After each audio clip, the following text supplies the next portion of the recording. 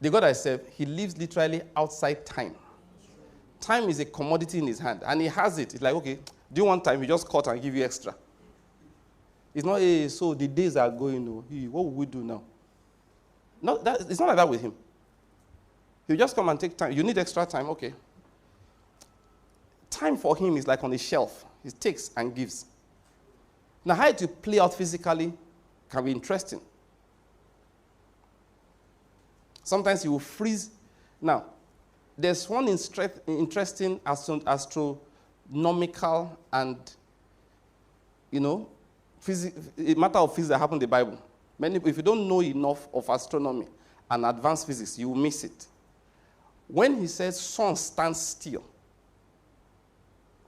when Joshua says sun stands still, you must understand that this universe is designed to keep moving. The reason why you're on that chair is because things are spinning. Oh, you think you're stationary? No. Relative to some other planets, you're moving. We're constantly turning. The earth, the size of the earth is balanced through gravitational forces, including from stars that are 1 million light years away. So for Joshua to have the audacity to say, sun, stand still, if you know what he disrupted, if you know the forces of the spirit that were disrupted, and God did it. Because physically speaking, for the little we know, a number of things must have happened. But one thing is sure, what you call sun standing still is that the movement of the sun relative to the earth was adjusted for some time. Two of them were now moving at the same, angular velocity. I need to use that for certain reasons. Now, that disrupted a lot of things. Since the days of Albert Einstein, we have come to understand that space and time are the same thing. Okay, let me not explain that further. Not create too much headache for people. What am I going to say? You know what God did? He took time off the shelf and gave to Joshua to finish what he's doing. And the manifestation of that is that the sun seemed to freeze in his motion for Joshua. At the time, he caused the sun to retrace his steps for somebody. And then they signed, okay, sun, go back. The sun reversed. If you understand space physics, astronomy, you get, see, what I'm going to say is that time with God is a substance he created. It doesn't affect him. That's why the Bible tells us clearly that with the Lord, a day is like what? 1,000 years.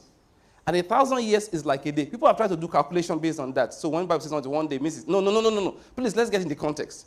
What it means is that what you say will take a day, with God it can take 2 years, it can take 40 years, it can take 1,000 years.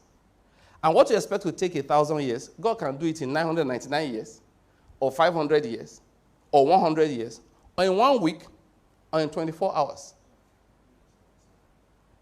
Even in a second. What you were just saying is that this time does not bind him.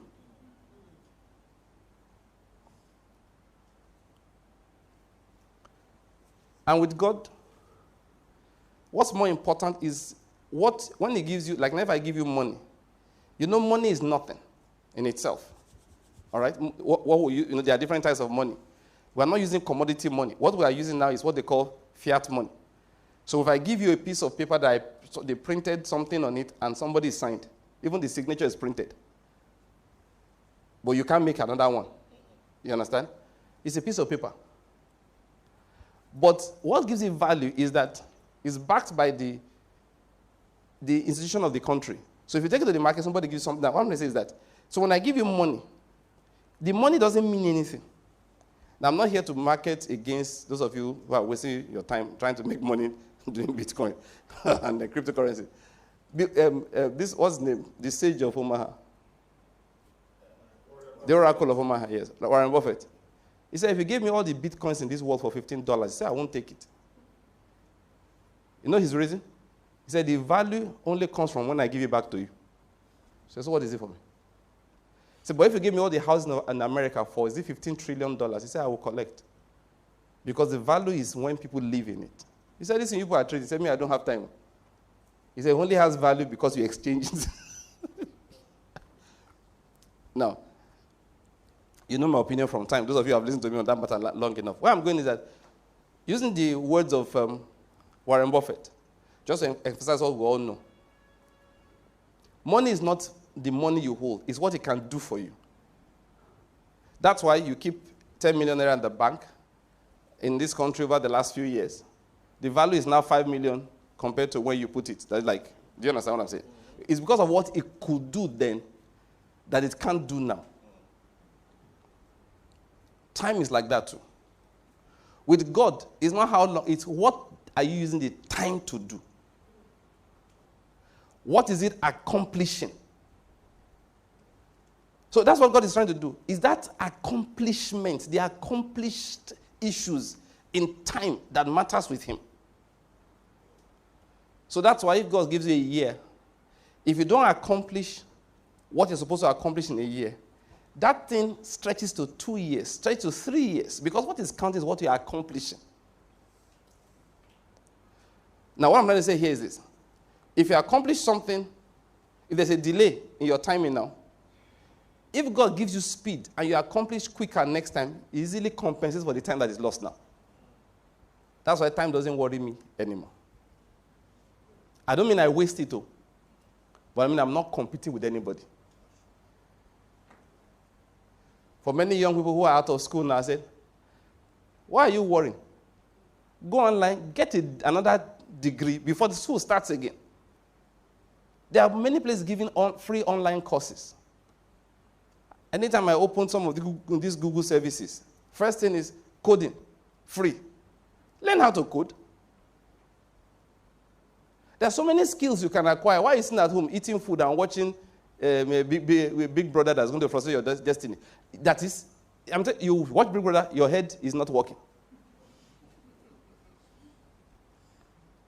And you're there whining about ASU. Why don't you go out and do something serious with your life?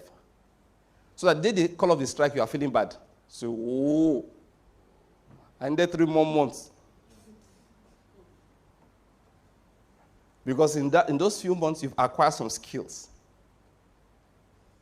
The people that look, all people like Bill Gates, Michael Dell, even Steve Jobs, it was the things they were doing in school that picked up speed, that they walked out of school. They did not finish their first degree. All these 3 people, I mentioned their names.